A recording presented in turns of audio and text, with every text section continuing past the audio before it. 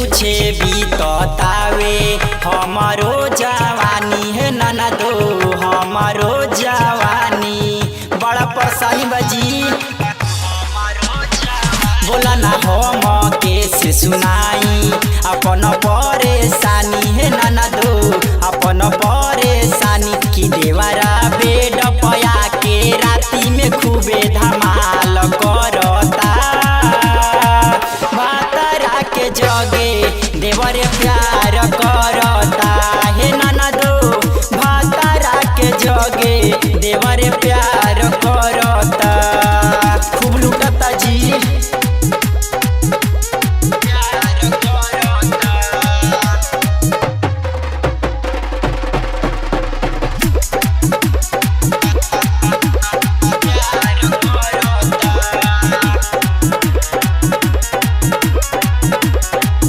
जब हम करतानी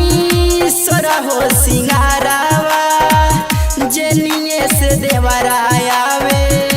धरता पंजरावा बड़ा परेशान कइल बा जी जब हम करतानी सोरहो सिंगारावा जेनिए से देवरा आवे धरता पंजरावा की तहारा छोटा का भाई के ऊपर ननदो खीस बरता भातरा के जगे देवरे प्यार करता हे ननदो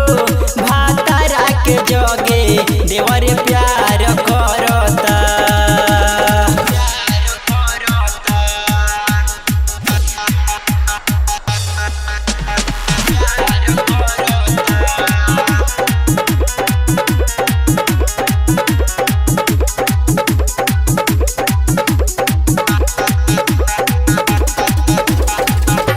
गवना करा के पिया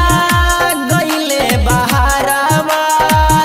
रहल त मुश्किल भइल घर के भीतरावा तोहार भैया ठीक ना कइले जी गवना करा के पिया गईले बहारावा रहल त मुश्किल भइल घर के भीतरवा की तहारा भैया के आदत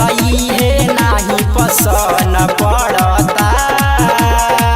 भातरा के जगे देवरे प्यार करता हे ननदो भातरा के जगे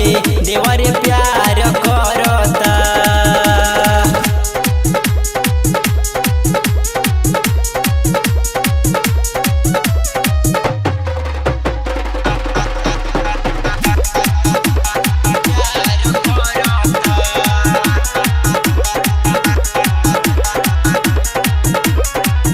भैया के बोला दो अपने कवन उपाय से ना तो हम मर जाइब फसरी लगाई के समझा दी अपने भैया के बोला दो अपने कवन उपाय से ना तो हम मर जाइब फसरी लगाई के की 20 साल राजा के देखे के मनवा ननदो बहुते करता